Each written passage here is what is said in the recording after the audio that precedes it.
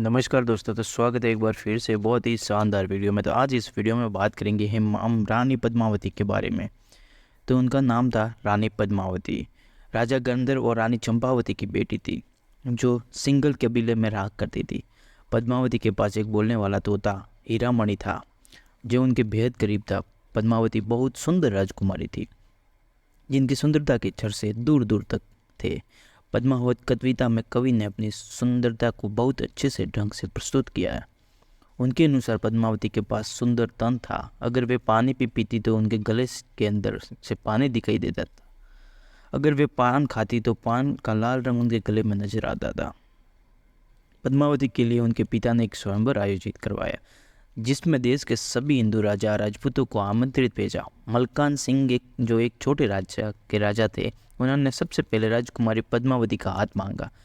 चित्तौड़ के राजा रावल रतन सिंह भी इस स्वयंवर में आए, लेकिन उनकी पहले से 13 रानियां थी। रावल रतन सिंह ने मलकान सिंह को इस स्वयंवर में हरा दिया। रानी पद्मावती से विवाह कर लिया। वे अपनी पत्नी पद्मावती के साथ चित्तौड़ आ गए। अगर रानी पद्मावती और रतन सिंह की कहानी के बारे में बात की जाए तो 12वीं सदी से 13वीं सदी की शताब्दी के समय चित्तौड़ में राजपूताना राजा रावल रतन सिंह का राज्य था जो सिसोदिया वंश राजवंश के थे। एक बहादुर और महान योद्धा थे। रावल रतन अपनी पत्नी पद्मावती से अत्यधिक प्रेम करते थे। इससे पहले इनकी 13 शादियाँ हो चुकी थी, लेकिन पद्मावती के बाद इन्होंने कोई विवाह नहीं किया। राजा बहुत अच्छे शासक थे जो अपनी प्रजा के लिए बहुत प्यार करते थे। इसके अलावा उन्होंने राजा को कला का बहुत शौक था।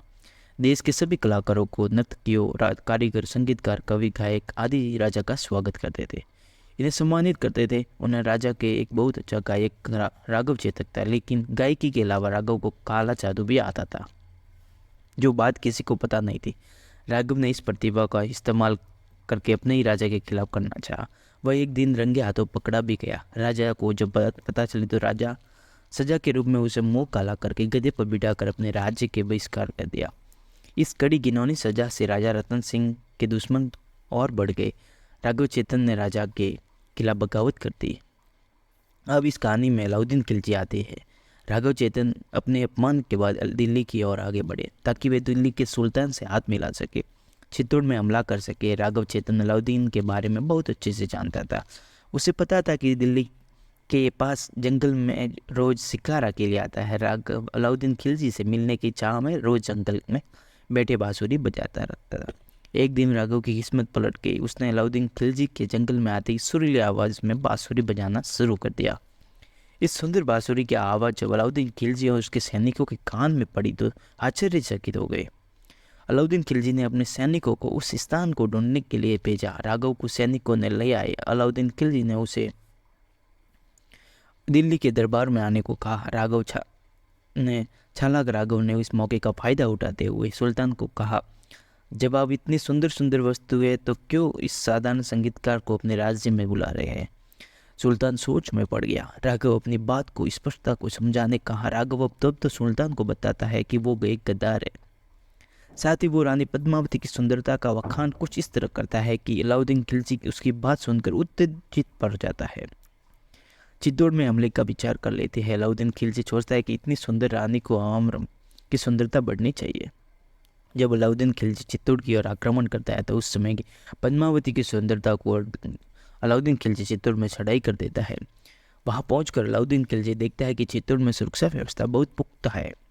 वो निराश हो जाता है, लेकिन पद्मावती को देखकर उसकी छाप बढ़ती जा रही थी, जिस वजह से रावल रतन सिंह को एक संदेश भेजता है और बोलता है कि वो रानी पद्मावती को एक बहन की हैसियत से मिलना चाहता है, किसी और से मिलना चाहता है। जो एक बात किसी राजपूत को बोलना शर्म की बात माना जाता है, उसकी रानी को पर्दे के देखने की इजाज़त किसी को नहीं है। अलाउद्दीन खिलजी एक बहुत ताकतवर शासक था।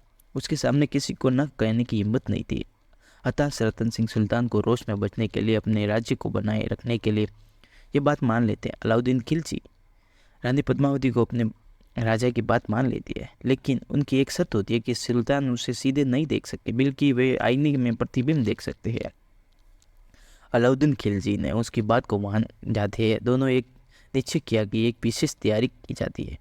खिलजी अपने ताकतवर सैनिकों के साथ किले में जाता है जो गुप्त रूप से देख रेख भी करते हैं। अलाउद्दीन खिलजी पद्मावती को आईने में मदहोश हो जाता है। इस मौके का फायदा उठा लेता है और रतन सिंह को अगवा कर लेता है। वो पद्मावती और उसके राज्य को राज्य के बदले रानी की मांग करते हैं।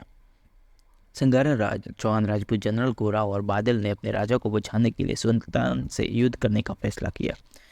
पद्मावती मिलकर दोनों सेनापति एक योजना बनाती। इस योजना के तहत वे खिलजी को संदेश भेजते कि रानी पद्मावती के पास आने के लिए अगली सुबह 150 पालकी खिलजी के शिविर की ओर पलायन करती रहे। जहां राजा रतन सिंह को रखा, उससे पहले पालकी रुक जाती है। खिलजी के सभी सैनिक रतन सिंह जब देखते हैं कि चित्तौड़ से पालकी आ रही है तो उन्हें लगता है कि वे साथ में रानी को लेकर आ रहे हैं।